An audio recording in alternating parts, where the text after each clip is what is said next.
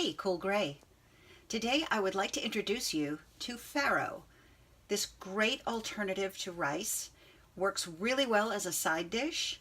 I use it under my turkey chili and also as the base for my green goddess Buddha bowl, both of which have their own recipe videos here linked in the description box. So what is farro? Well, it's wheat. It's a very specific species of wheat, or rather one of several specific species of wheat. It's a little bit confusing, but it's wheat unless it's spelt. I actually found the Wikipedia very confusing, and I've also linked to that in the description box if you want to go read up on it for yourself. But it is wheat.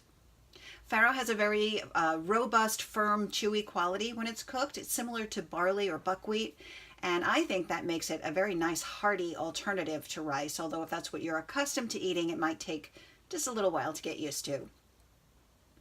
In the US, farro is almost always sold in pearled form, which means the outer portion of the grain has been removed, and that reduces the cooking time considerably.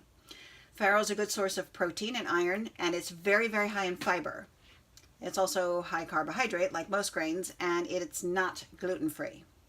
When cooking farro, some people prefer to soak it for anywhere from 30 minutes to overnight, but I don't bother with that step, especially because my farro is pearled. I really like the texture though. I find the flavor a little bit bland, so I've developed this recipe to add some flavor, and I've received rave reviews from my husband and any dinner guests I've served it to every time. My dad is still talking about how much he loved it in my Green Goddess Buddha bowl. So here is my recipe for preparing pearled farro. You can see the brand that I'm using here is really the only one that's available in my local supermarket, but you may be able to find it either in the semi-pearled or whole form, or bulk in the pearled form in one of your local Whole Foods or Earth Fare or similar store that sells bulk grain. So for my recipe, you're going to need 1 package or 2 cups of pearled farro, 1 medium onion chopped, 2 stalks of celery halved and sliced, half a cup of shredded carrots chopped, and you may know from some of my other videos, this is the way I prefer to when I'm using that trinity, or when I'm starting a recipe with celery, carrots, and onion. I like to use shredded carrots. Most of the work is already done, and then I just chop them up a little bit further, and it works really well to start a dish. We're going to need 4 cups of mushroom broth. You can use any other kind of broth. This is what I use, and I find the flavor works really well with farro. And to that, I'm going to add 2 cups of water, and we're going to need some salt and pepper. To get started, you're going to want to rinse the farro first. If you want to soak it, you can. I will tell you, I've never done that. I just give it a good rinse, and that's what the package instructions are on this particular brand. While that's draining, I'm going to saute my onions, celery, and carrots in about 2 tablespoons of olive oil on medium-high heat until the vegetables are just tender, about 5 minutes, or until the onions are just becoming transparent. Once that's done, you can see I'm pushing those vegetables out to the side there. This is just my technique. There's no magic to that.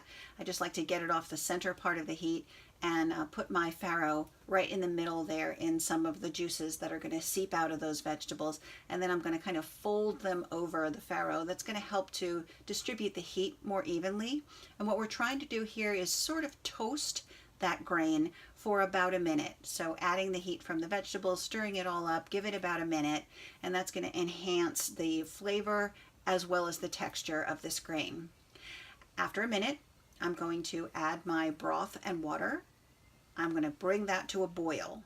That may take a little while. I've stirred occasionally just to get all that heavy grain off the bottom of my pot and allow the heat to come up through the liquid. Once I've reached my boil, I'm going to reduce the heat to a simmer, cover for 20 minutes, let it sit and cook. Then I'm going to uncover and continue to simmer, and the reason for that is I want to let about half of the remaining liquid evaporate. Something to note here is that farro will almost never absorb 100% of the liquid that you cook it in the way you might be accustomed to when you cook rice. So there's always going to be some liquid left. So here I'm just going to let it continue to cook The grain will not get mushy. It will not get overdone. Just let it continue to cook until about half that liquid is evaporated. That'll also help intensify the flavor from the broth. After you've done that, you want to drain the remaining liquid, or you can actually scoop it out of there with a slotted spoon if you like. But you do want to drain it completely before you refrigerate any leftovers. And here your farro is ready to serve. It's packed with flavor, it's packed with nutrition, and it's completely delicious. I hope you've enjoyed this recipe. I hope you make it. If you do, would you let me know in the comments while you're doing stuff? Please like this video if you did. Consider subscribing. I would love to have you on board. Check out a few of my other videos. I've talked about 2 of those here already. We do lots of recipes. We do some art videos. Occasionally we do a few other things. I will see you again next time.